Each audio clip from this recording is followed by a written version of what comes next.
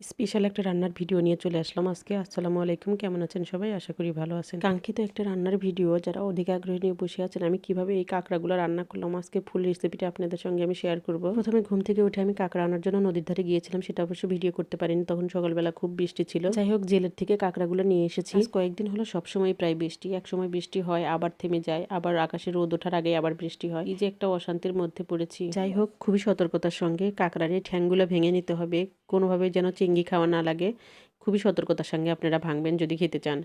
আর দেখেন, তারপরে আমি দা দিয়ে এটা ছাড়িয়ে নিচ্ছি একটা। এ পর্যায়ের কাজগুলো খুবই সাহসিকতার সঙ্গে আমরা কাজ করে নিলাম। কাঁকড়ার ঠ্যাংগুলো ছাড়িয়ে নিলাম এবং কাঁকড়া থেকে খোসাগুলো ছাড়িয়ে নিলাম। খোসা ছাড়ানোটা একটু কষ্টসাধ্য। দেখুন, এইভাবে দুই পাশ থেকে চাপ দিলে, এভাবে হালকা জোরে চাপ দিলে দুই পাশ থেকে খুব সুন্দরভাবে ছেড়ে আসে। আর ছেড়ে আসলে মাথার ভিতর থেকে এটা পরিষ্কার করে নিতে হবে। আর দেখুন, এই যে মাথার এক পাশে একটা লিকুইড কি একটা থাকে, তো আপনারা এটা ফেলে দিবেন। তারপরে খুব ভালোভাবে যেটা যেটা রাখার প্রয়োজন মনে করবেন না সেগুলো ফেলে দিয়ে খুব সুন্দরভাবে পরিষ্কার পরিচ্ছন্ন করে নিয়ে তারপরে আপনারা রান্নার উপযোগী করে নেবেন। খুব ভালোভাবে পরিষ্কার করে নিচ্ছি যেন কাঁকড়াটা খাওয়ার উপযোগী হয়। এপাশ থেকে পিছনের এই অংশটা কেটে নিব আমরা। এই অংশটা দেখতে ভালো লাগছে না, আর এটা মাথার মধ্যে এটা কি আছে, যাই হোক এটাও পরিষ্কার করে নিচ্ছি আমরা। এপাশে আমি রান্না করছিলাম, তখনই আমার বাচ্চারা কাঁকড়া খাওয়ার জন্য খুব কান্নাকাটি শুরু করলো। তখন আমি আবার সব রান্না বাদ দিয়ে কাঁকড়া রান্না শুরু করলাম। আমি এখন আছি মায়ের বাড়িতে, আর মায়ের বাড়িতে আমি মাটির চুলাতে রান্না করছি।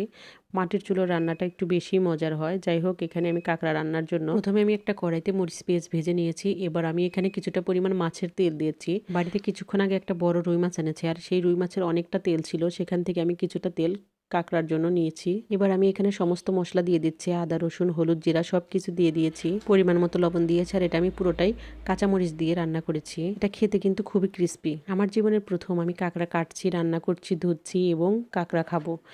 দিন সব মিলিয়ে খুবই মজার একটা সময় পার করছি।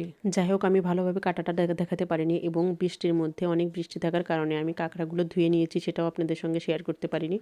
এখন এই যে কাঁকড়াগুলো আমি দিয়ে দিচ্ছি। কাঁকড়ার কিন্তু ঠ্যাংগুলো রাখতে হবে, যেগুলো চিংড়ি দেওয়ার মতো ঠ্যাং, ওই ঠ্যাং দুটো রাখবেন, বাদ বাকি সব ঠ্যাং ফালিয়ে দিবেন। দেখবেন কাঁকড়ার এই ঠ্যাংগুলো খেতে কি যে মজা, মনে হয় একেবারে চিংড়ি মাছ খাচ্ছি। আমাকে তো ঠিকই রাখছে না বাচ্চারা, কখন কাঁকড়া খাবে কখন কাঁকড়া খাবে। এত গরমের মধ্যে ঘেমে টেমে আমি অস্থির। যেহেতু মাটির চুলায় রান্না করার খুব একটা অভ্যাস নেই, তারপরেও চেষ্টা করেছি। মাটির চুলায় খড়ির রান্নাটা কিন্তু এমনিতেই অনেক মজা, তার উপর আবার লোভনীয় কাঁকড়া। কাঁকড়ার রান্নাতে এত সুন্দর একটা ঘ্রাণ বের হয়েছে যেন পুরো রান্নাঘর একেবারে মেখে গেছে ঘ্রাণে। যাই হোক, কাঁকড়া কার কার পছন্দ অবশ্যই কমেন্ট করে জানাবেন। আর কাঁকড়া রান্না কখনো খেয়েছেন কিনা এবং কিভাবে খাবেন, যদি কারোর আরও বিস্তারিত জানার প্রয়োজন মনে করেন তাহলে অবশ্যই কমেন্ট করে জানাবেন। আর এই যে দেখেন, নদীর পাশে নিয়ে কাঁকড়ার একটা ছবি পোস্ট করলাম আপনাদের। মাশাআল্লাহ, আলহামদুলিল্লাহ, কাঁকড়া রান্নাটা অনেক মজা হয়েছে। তবে যাদের কোলেস্টেরলের পরিমাণ অনেক বেশি, তারা কাঁকড়া খাওয়া থেকে বিরত থাকবেন। তবে কাঁকড়াতে কিন্তু প্রচুর পরিমাণে ক্যালসিয়াম আছে। আজকের মতো এই পর্যন্ত। সবাই ভালো থাকুন, সুস্থ থাকুন, দেখা হবে পরবর্তীতে কোনো একটা ভিডিওতে। আল্লাহ হাফেজ।